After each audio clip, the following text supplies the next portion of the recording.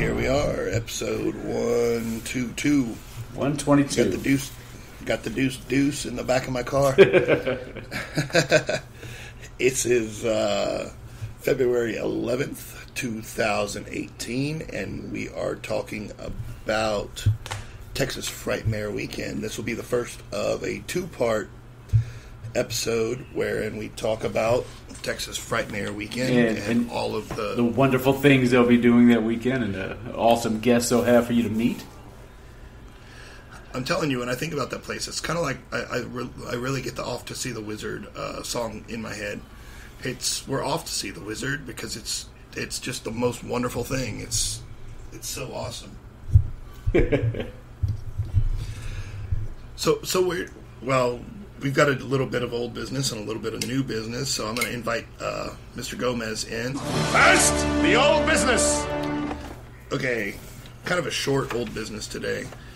On this date in 1990, Buster Douglas knocks out Iron Mike Tyson in 10 rounds. His first guy who have actually gone toe-to-toe with Tyson for more than like 2 or 3 rounds. Right, yeah, he was on a tear for a while there.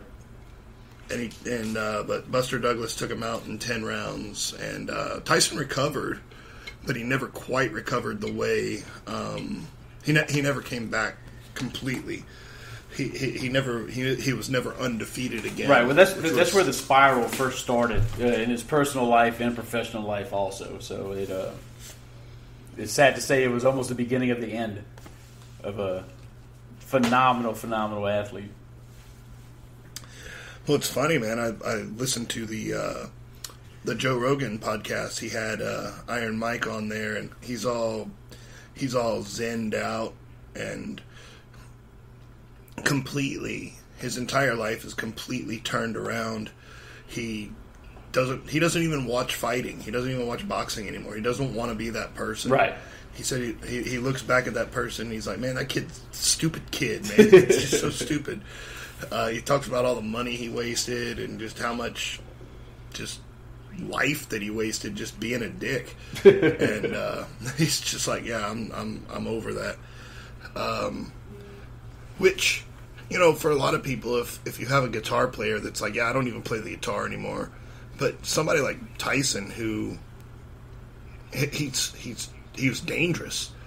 Like when he attacked Holyfield in the ring and bit his ear off. Yeah, just out of frustration, pure frustration. It was a sad moment in boxing for sure.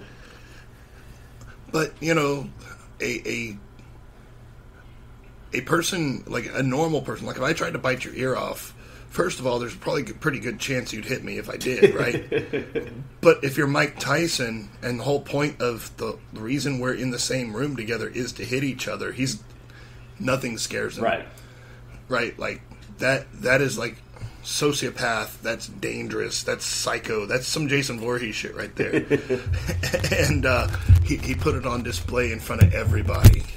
And so I'm glad that he kind of learned to mellow himself out and just have cameos in hangover movies and stuff. It's a better life for him. Oh, yeah, for sure. And he seems happier, so. Okay, February 11th, 2006 commemorates the day that, at the time, Vice President Dick Cheney shot his friend in the face while they were duck hunting. Old boss. Say what you want. I actually like Dick Cheney a lot, man. He, like I said, I actually worked for the man. Talked to him on a couple of occasions. He seemed pretty genuine to me, to be honest with you. Well, you know, don't want to go hunting with him. No, of course not. It's not what you think of him; it's what he thinks about you. That's what matters. All right, let's see. Notable births. This dude just happens to love Mondays because we put our show out on Monday, and he just seems to kind of keep making headlines. But in this date in 1847, February 11th, happy birthday to Thomas Edison. Okay. Maybe he was just real well rested after the Sabbath, and Mondays was the day to shine. Maybe so. Maybe so.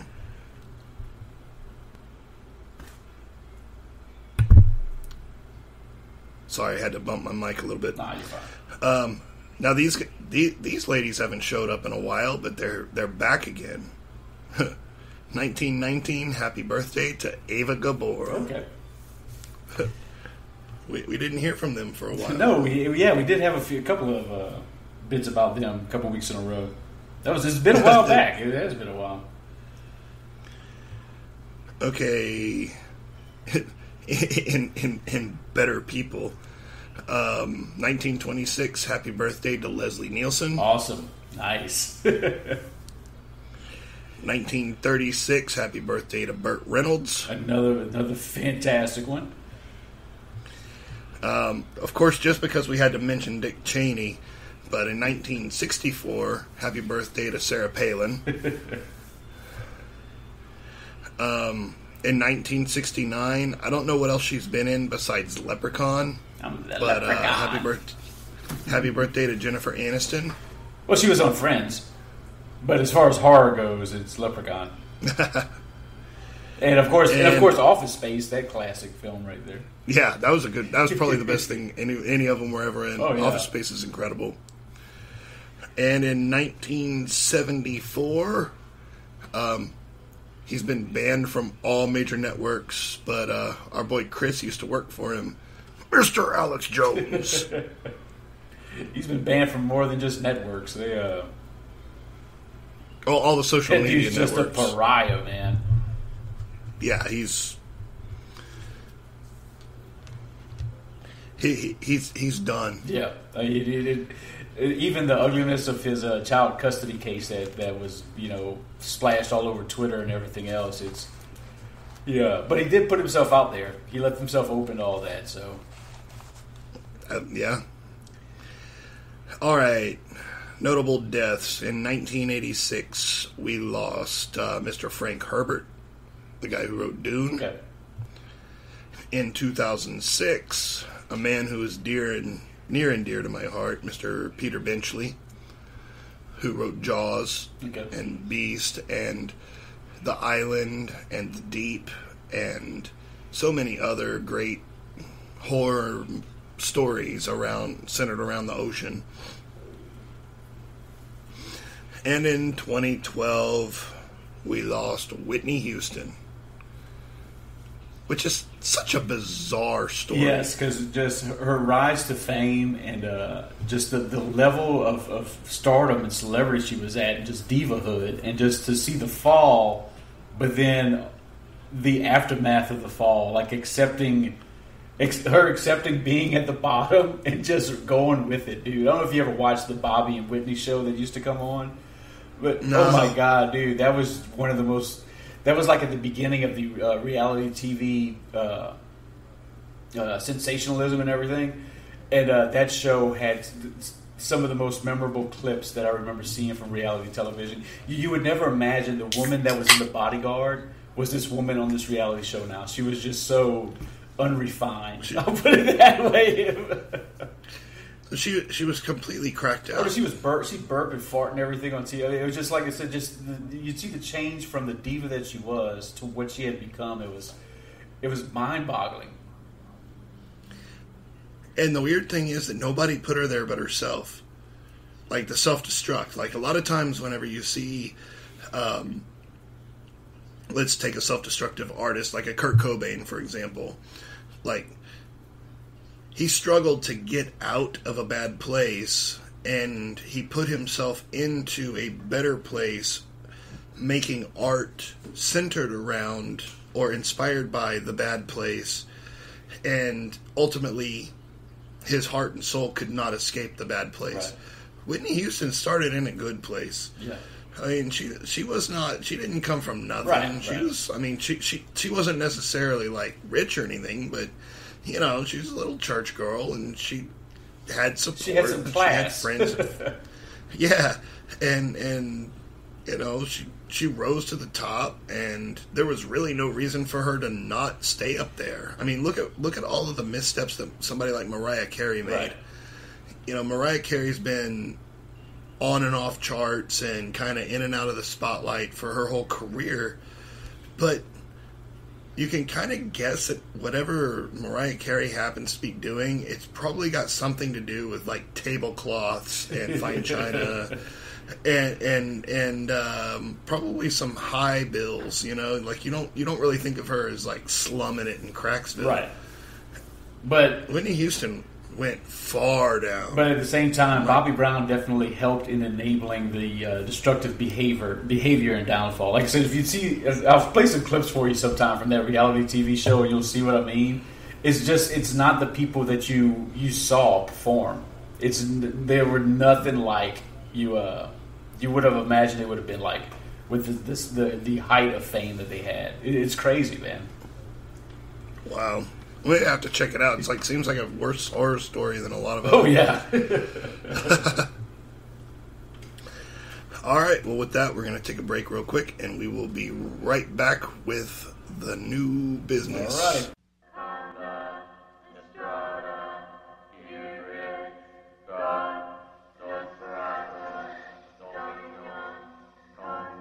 4 years ago, in this quiet forest, in this cozy cabin, something happened. Something so frightening. Something so deadly. Something so evil. We prayed it would never happen again.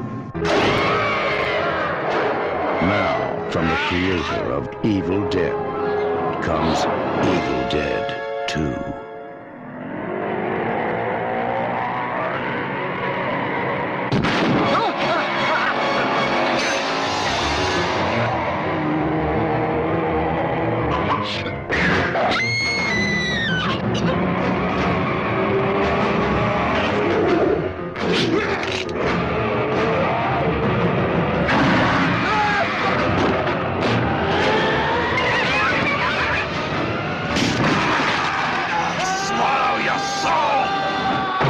Evil Dead 2, Dead by Dawn.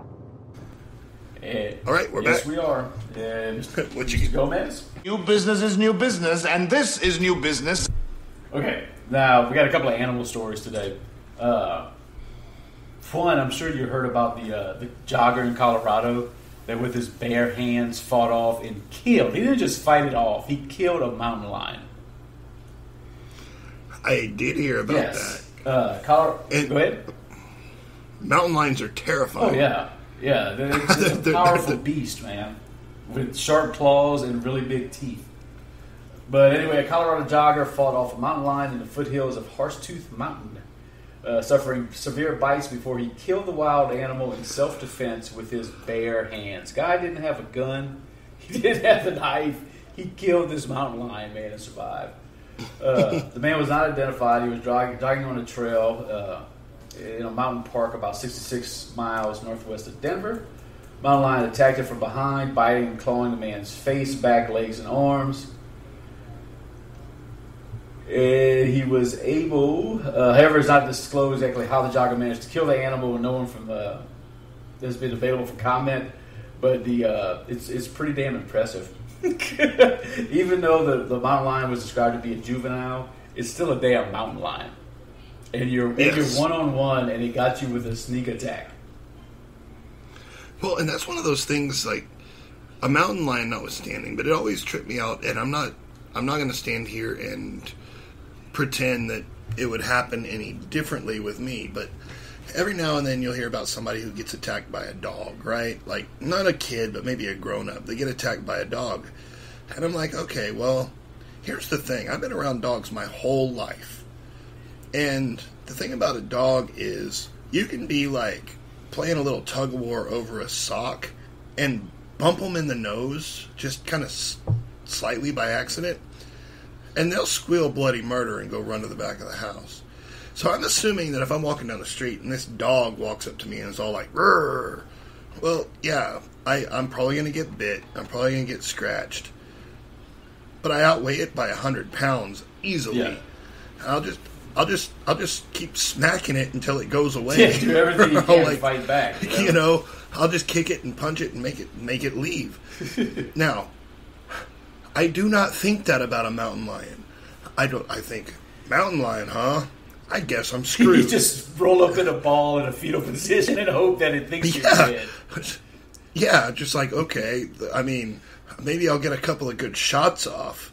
You know, maybe it'll go back to its cave and be like, man, he kind of got me. But I'm not beating a mountain lion. There's no way I'm going to beat a mountain. Like, I'll kick a dog's ass. I'm not going to beat a mountain lion. Like, whoa. This guy said nope. Well, Mark Leslie of Colorado Parks and Wildlife would disagree with you. He actually says this runner did everything he could to save his life. In the event of a lion attack, you need to do anything in your power to fight back, just as this gentleman did. So you definitely want to take the same dog approach, kicking, screaming, eye gouging. Well, I'm not saying that I wouldn't try. I'm just saying that I would not go into that fight confident. Right? Like, hey, man. Okay, next up, another animal story. I need to try to find a follow-up on a young 3-year-old Casey Lynn Hathaway from North Carolina. The 3-year-old vanished from his grandmother's house for 3 days. He spent 2 days in the woods. When they finally found him, he was actually safe. He was good to go. He wasn't sick, wasn't injured or anything. And he let everyone know that he spent 2 days with his friend the bear. Apparently a bear happened upon him, and according to this 3-year-old kid, in interviews with authorities and also with the hospital, he just hung out with his black bear for a couple of days, stayed safe till he somebody finally happened upon him and found him, which is pretty crazy, man. God sent the grandmother said God sent the bear, so you know how God has that. He sends otters, he sends all kind of animals to save people every once in a while. So, well, I'll tell you what, man.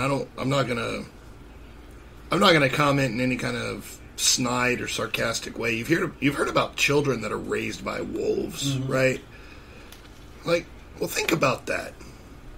I mean, wolves are dogs, but they're feral. Yeah. And they're dogs. You know, you've been around dogs. Dogs piss, shit, and eat on everything. They don't give a crap. They don't care if it's big. They don't care if it's small. The only thing they care about is if it can hit them back. Otherwise, everything's fair game to a dog. So for a pack of wolves to find a baby human and be like, you know what? Let's raise this. Like, let's teach this thing. Yeah, let's let them hang out. Like, I'm not going to necessarily say it's God, but it's certainly something more than driving hunger, which would most people would say. You know, it's like the black bear finds this little kid and is just like, well, he's not shooting at me, so I guess he's cool. And if I save his life, he won't shoot at me later.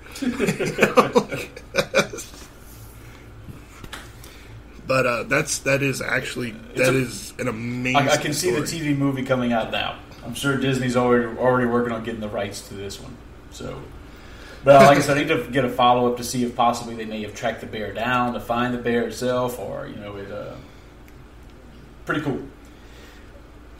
Little did they know that the bear was like hiding, because we did our little thing about bears and how they killed people and like cached them in like partial caves, like into badger holes and stuff.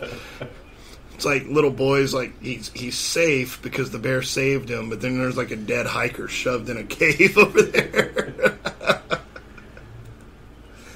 who didn't punch hard enough. Okay, and sad news in the world of horror, of course, as you know, the 92-year-old Julie Adams, the famous damsel in distress in The Creature from the Black Lagoon, has passed away. And I'm sure you want to reflect on that a little bit, being that you recently had communications with her and got your autograph and stuff. Yeah. I mean, a lot of times you read the things, say we were saddened to hear, and we've talked about it, and New and Old passes away. It's like, well, you know, hey, 92, she had a good run. You know, she lived a good, long life. She had a successful life, and she had a loving family. And, but still, you know, she was a person, and she had her life. And I I can't say for sure that it was her that I was talking to, but I kind of think maybe whenever she replied to my email and was like, yeah, talk to my son at this email address and he'll work it out for you. But no, it was one of those things that I saw her official her official Facebook page, and I realized that, like, well, 92, it's hard, and she's actually the gentleman whose name I can't remember off the top of my head is the final Universal monster, and he was the swimming creature, creature from the Black Lagoon. Anyway, I'll remember in a second. But he's the last surviving Universal monster. She was the last. She was one of the last major stars. She's the last major star, and so I didn't. I mean, Boris Karloff died in 1969. So, like, this is an era removed from me by before I was even born. I had no idea. I had no reason to think she was still around. And whenever I did, I was like, oh, man, this is awesome. So I reached out, and she sent me a personalized autograph poster of the creature from the Black Lagoon. It's hanging on my wall right now. She answered my email, and she was extremely, friendly and forthcoming, and very happy to be,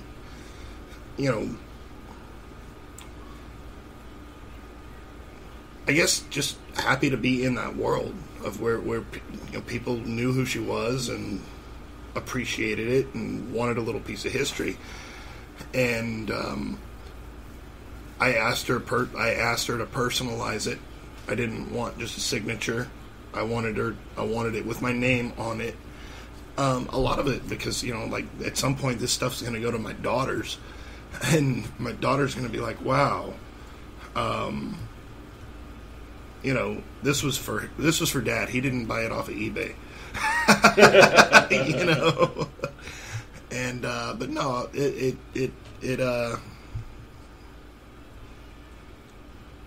it meant a lot to be able to reach out to someone like that I'm just some fucking dude, right? Like, yeah, I have a podcast and I like write stories and stuff, but I'm just some dude, and to be treated like, like, oh man, you kind of made me feel good today because you reached out to me, made me feel good, and I was glad we had that little connection, and it was awesome. Cool. Sort of like meeting somebody at Frightmare, where you have that few minutes to talk to them, and you realize they're like real human beings. Yeah, they're really cool. Yeah, and they're really just cool regular people. I got to experience that via email, but it was awesome. So rest in peace. I'm gonna crack one, and we're gonna drink a toast to Mrs. Julia Adams. Let's do it.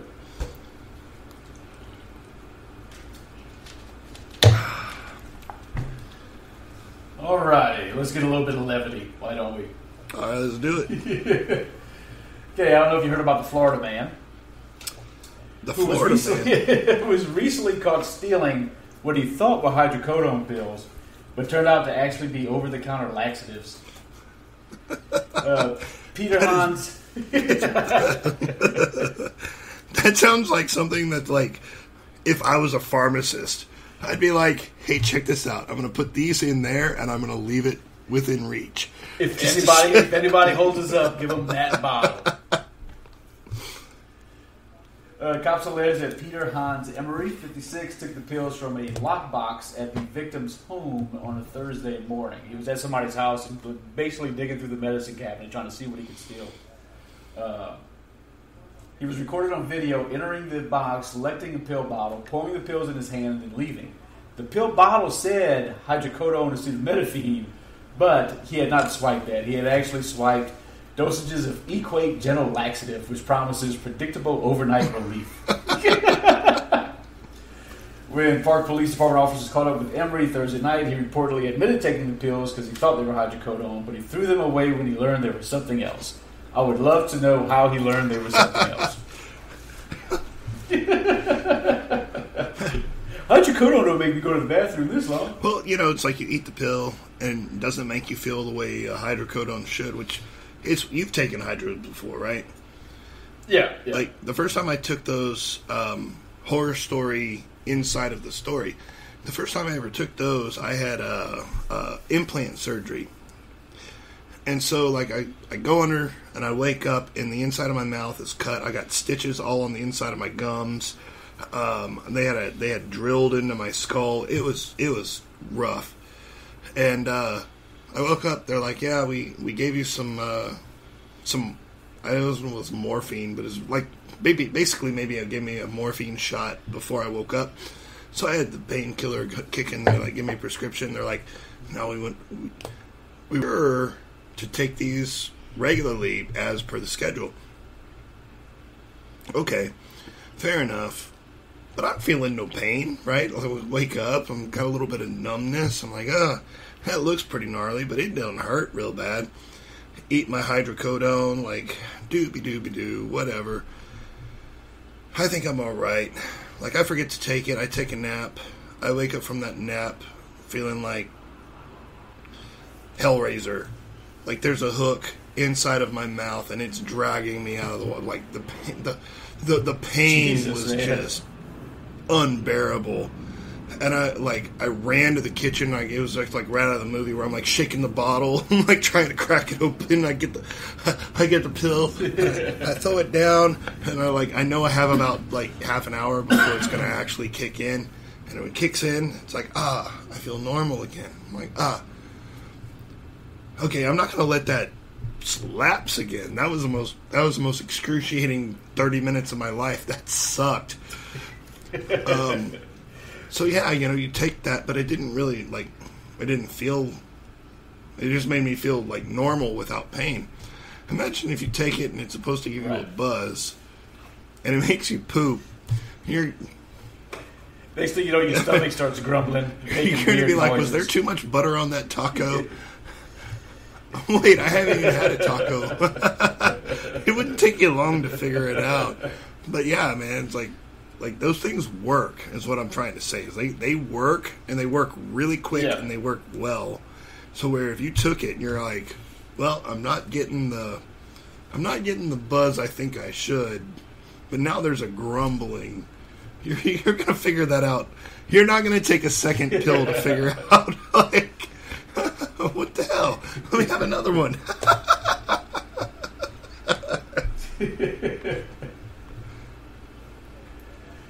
Okay, and last but not least, we've got a new Will Greenlee. Now, Will Greenlee decided to switch it up a little bit. I'm assuming his editor called him and said, Greenlee, the over-explanation of things is cute, but we need to switch it up a little bit. On this next article, I want you to overuse quotation marks. Just use them where you don't need to use them. And let's see how it goes. So, here is Off the Beat with Will Greenlee. Now, the people listening will have to just check for changes in syntax and pronunciation to know where the quotes are, but you'll be able to see where the quotes are, because I'll make sure to do air quotes wherever they're required. The title of the article is Intimate Acts in Hot Tub Prompt Gunfire. I'm sorry, Intimate Acts in Hot Tub Prompt Gunfire. And there were actually intimate acts in the hot tub going on, so I'm not sure why he quoted intimate right there, but what do you do when you spy folks engaging in intimate activities in the hot tub? You grab your gun and you start shooting. At least that's what Robert Hakens, 64, is accused of January 19th at an undisclosed address in Martin County. Woman told Martin Sheriff's deputies after 11 p.m. that she, Hakens, and a friend were in a hot tub on the back patio. She said Hakens went inside to go to sleep while she and the friend stayed in the hot tub.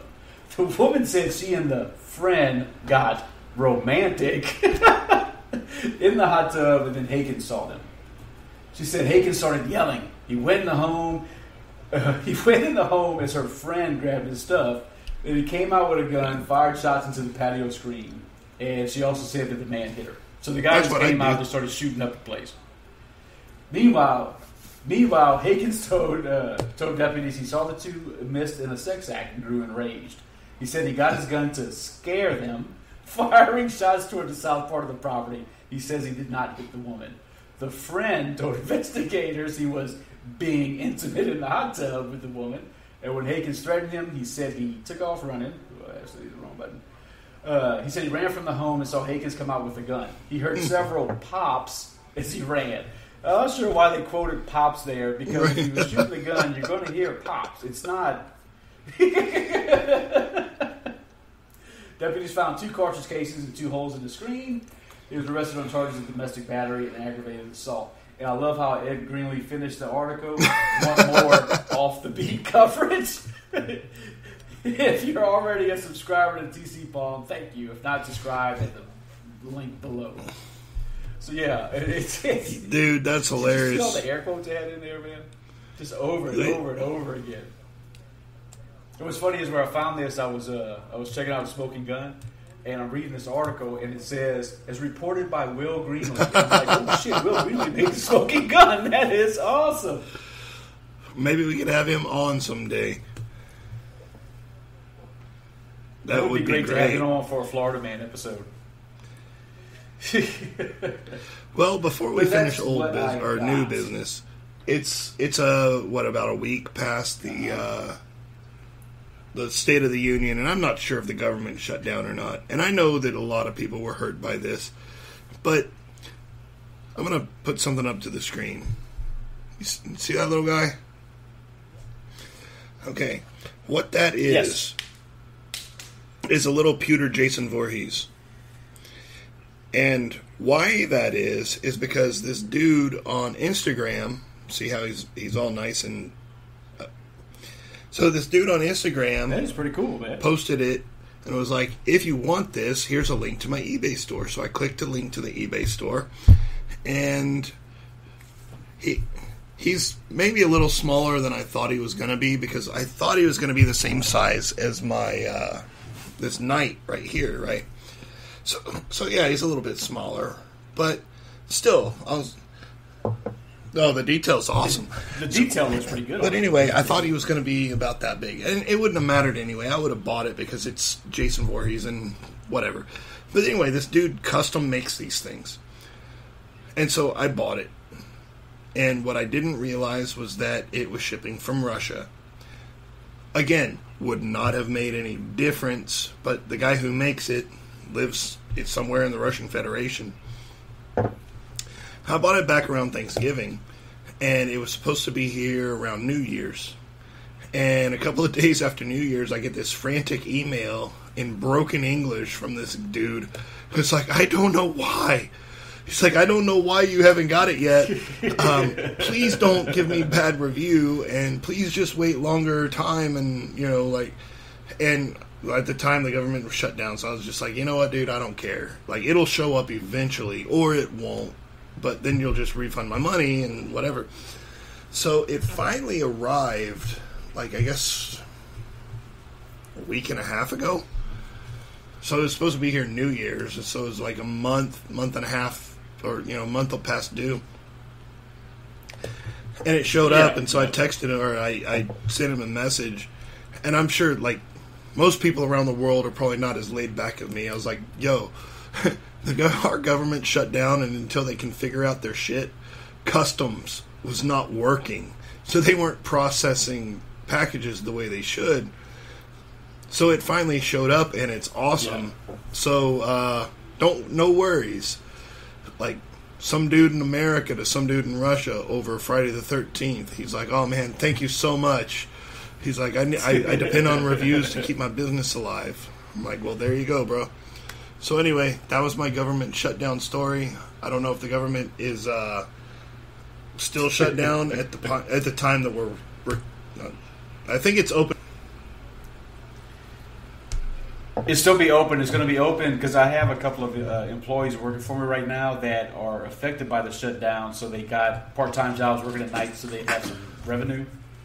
But as I want to say, it's open until the 17th, and that's when everything starts over again. So it's either going to shut down again after the 17th, or they'll come up with a plan.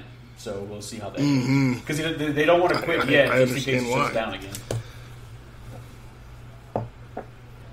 Yeah, they were working their full-time jobs for no pay while they were working for me at night. So it's but they're getting back pay. That's the good thing is at least they're going to get all their money back from. They're not working. Yeah, for but see, free, they're going to get paid for all the work delayed that they being weren't paid. doing. Or are you talking about what they were actually working? Yeah, they were actually working. Yeah, they were still having to go in. One of the guys works. He's a prison guard. So yeah, he was still having to go to work at the federal That's penitentiary. messed up just because not there's getting all paid those for it. people that were furloughed. It's like, okay, whatever. And I'm not trying to be callous to people, but like basically it works like this. If my job, if my company decides we need 6 less people, and the way that they decide that they need 6 less people is they don't like tall, red-faced guys with glasses, I'm gone. And there ain't nothing bringing me back. And I'll get whatever they decide they'll give me. Like, well, go ahead and go away. We don't give a fuck. Go. Okay, all of these government employees, Right. not all of them, but a lot of these government employees are like, okay, well, you're from the department of what the fuck ever. We don't even know. You're not important, so just go home.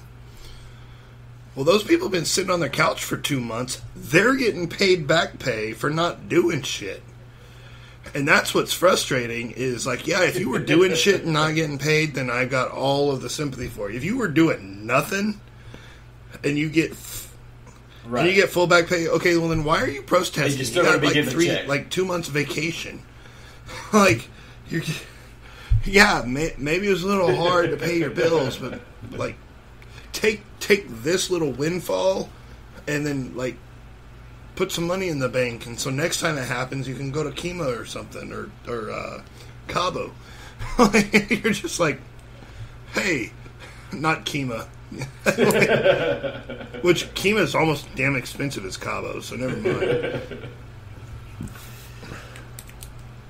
Yeah, it is a tourist trap there, man. All right, well, let's come back with the meat Well, of that's the all show. I got. Wanna go psycho with me, Elvira? Here at the Bates Motel? Look for me wherever they sell mug root beer. And enter the Go Psycho with Elvira contest. You can be my guest at Universal Studios in Hollywood for a monstrous bash at the Bates Motel. Shower anyone? This Halloween, go psycho with Elvira and win a party with mug root beer and me. I love my mug. I love it. Texas Frightmare Weekend. The absolutely exceptional guest list, so much that we can't talk about them all in one show. Well, wait, So wait, what wait. we're going to do is we're going to Go ahead and finish your thought, but don't start talking. I want to revisit Go ahead, this go ahead. text message that you sent me yesterday. The one that you're saying about Which one? our home, the Frightmare, and their competition, who's shot some shots across their bow. Yes. They're not just messing with Texas Frightmare. They're messing with every Texas con. They've jumped around their dates for the past couple of years. Just I think maybe they're seeing, just trying to find a place to land. poking the stick at different things. I don't know. No.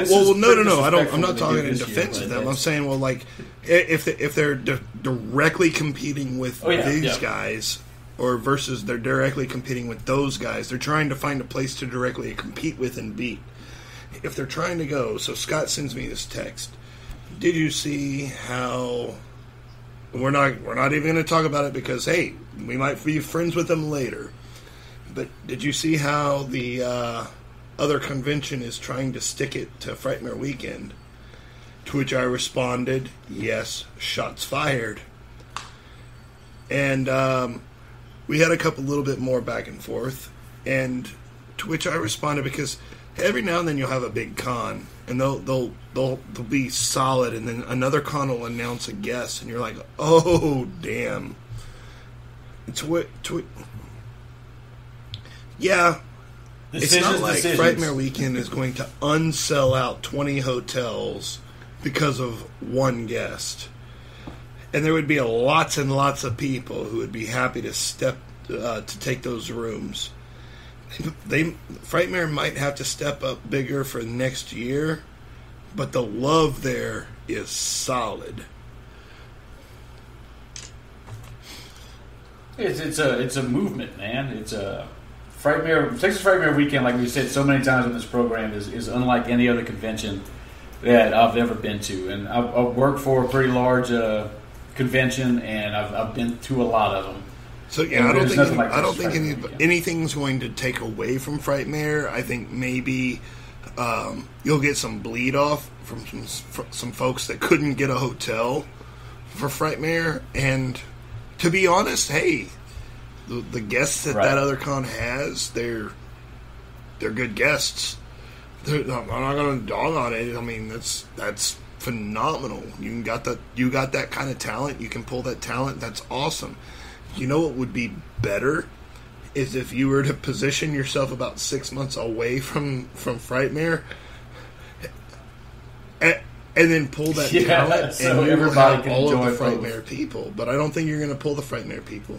You're going to pull the people who aren't able to go to Frightmare for one reason or another. I don't think anybody's going to cancel their VIPs to go to the other place. That's just me. Right. I could be wrong, but I don't think it's going to happen.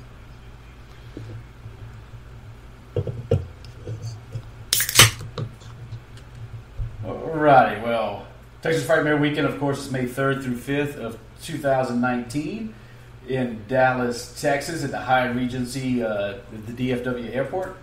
Held on the same weekend every year, the first weekend of May, the weekend before Mother's Day.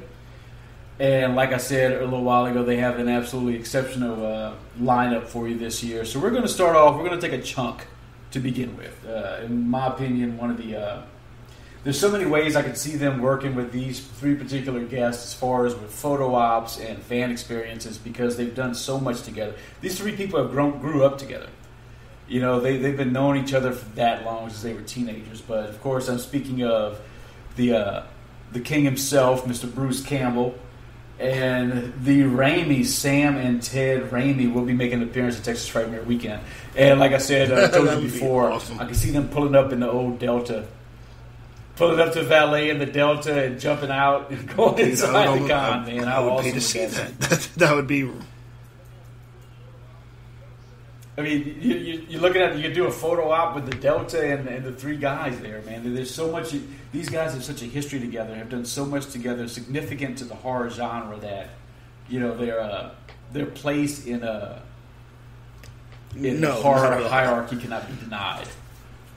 I just imagine. Well,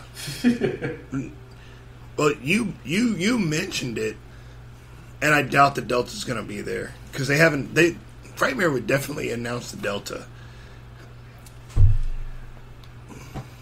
Yeah, there was a replica of it at a convention in Houston last year, which I know a couple people that got some pictures of it and everything. But yeah, it would be cool to have even a replica there, just to.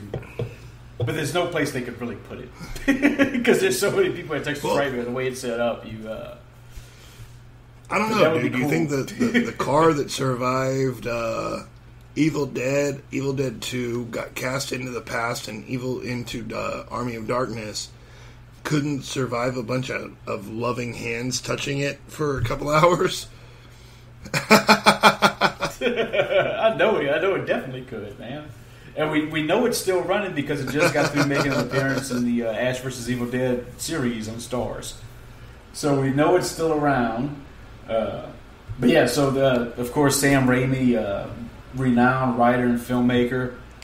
For horror fans, probably best known for the Evil Dead trilogy and Ash vs. Evil Dead. Spider-Man. And for everybody else, Spider-Man 1, 2, and 3. You know, Darkman, Quick and the Dead, Oz the Great and Powerful. He's done so many movies, man. And he has such a unique style to the way he does stuff, which was interesting enough, was all honed with his work with the Evil Dead. No, I was agreeing with you. I was going to say like what we had talked about. I think whenever we did the Fresh Eyes for Evil Dead was how creative and innovative they had to be just to get that on screen. I mean, if you think about the story behind Evil Dead and what it requires as far as just visual effects and wires and things being thrown around and like the animated deer, the animated book, just so many things that they had no budget for but really good ideas. They had to figure out how to make that work. And, Sam Raimi and, Sam, Bruce, and Ted are all... They were all there whenever they're like, hey, let's use milk. Let's use marzipan. I don't know, whatever it was that they used to do those effects. They were there whenever it was all fresh and all done with like wires and milk jugs, as opposed to having the multi-million-dollar budget, like the CGI budget and everything. And like the CGI and everything. The CGI versus the real. Imagine being so creative that you could make these zombies look real with again, like, coat hangers and egg whites. And then you also have a CGI budget. Like, what can you do with that if you're that creative? You're just like, hey. Right. What they could do with it, of course, is Ash vs. Evil Dead, which is pretty much exactly what you described. And what I love about Ash vs. Evil Dead is they didn't over CGI it.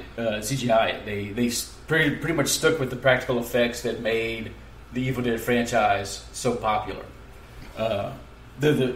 He's a phenomenal guy, and just the group of them working together. Because of course, Bruce Campbell has been involved with pretty much every movie that Sam Raimi has made. And Ted is the little brother, and I keep joking, and I know that always been there Rick as well. and Danny from Hail Ming would just they would agree. It's like if you have Sam who directed, and you have Bruce who starred, and you have Ted who is literally every other character, then pretty much you have the entire Evil Dead franchise. You have a reunion. No, you have a reunion. Army of Darkness reunion. Actors, but Ted Raimi played so many characters in Evil Dead and in Evil Dead 2 and in Army of Darkness, and I don't know, you just kind of hear it as we talk about it. I don't think it was the same thing with Fresh Eyes because we were just talking about movies, but talking about the people who made the movies and how they're going to be right in front of us.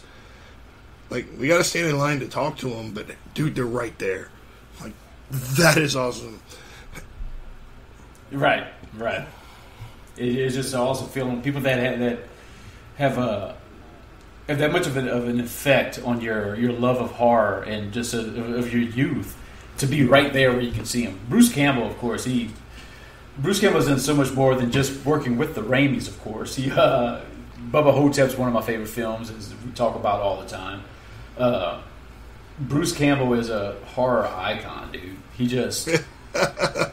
He's awesome. And you have a chance to meet him, get an autograph, chat with him a little bit, and get a photograph if you want of just a legendary horror icon.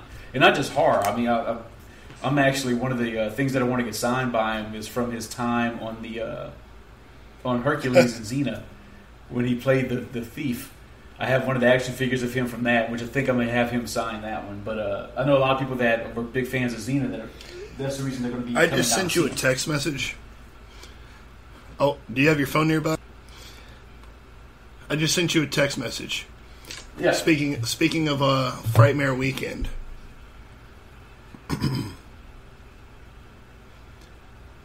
Did you see what I sent you? Well, just give it a second. No, it didn't come through yet. Because I've been talking about this thing, and I've looked for it on eBay and stuff, so I could grab it. I don't know why I don't just if I remember something cool, like, oh, there was this thing, I don't just Google it to see if it exists. I just look on eBay and see if it's for sale. I said, that is the thing we were talking about that the brought other day. home That is so time. awesome, man. Just like a scene out of Christmas Story, where the major when the major award showed up at the house, and he was so proud of it, and the mom was like, "What?" So proud of it. My dad showed up at the house one night. He'd gone to the store, and he came home, and he had this Elvira Coors Light Scandee. And so it was one of those cardboard cutouts of Elvira. She was advertising Coors Light. And he came home and he was like, "Look at this! It's the coolest thing ever!" And of course, I was just like Ralphie was like, And my mom's like, "Well, where are we gonna put it?" And he like sets it right in the middle of the living room. And he's like, "Well, I think it looks good right where it is." And my dad was a teaser and always was, but that was one of the funniest things ever because, you know, my mom just like rolls her eyes and goes back wherever, and I'm sitting there being like, "I'll put it in my room, Dad." And, you know, like I was probably like 8 or 9 years old, but I sent you the picture. That's one of those things that matters. That matters. I'm gonna have more stuff stacked up for Cassandra Peterson than I can even think of. That's Sam Raimi's awesome, Bruce Campbell's awesome, Ted Raimi's awesome, because the Elvira as a kid, yeah, like, Elvira was always there. She I have no words for. No, she looks exactly the same as she ever did. She doesn't change. Oh, trust me, I got a stack of comic books and also magazine covers that she was on that I will be bringing. That she another true icon. There's so many iconic horror figures that are going to be at Texas Frightmare Weekend, man. It's just can't wait. Be there. This is one you don't want to miss. You definitely do not want to miss Texas Frightmare Weekend. And of course, they're going to have the Nightmare on Elm Street reunion, which we'll get into on the next episode. My man Lance Henriksen. You know, I don't know if people realize just Lance Henriksen has been in so much stuff.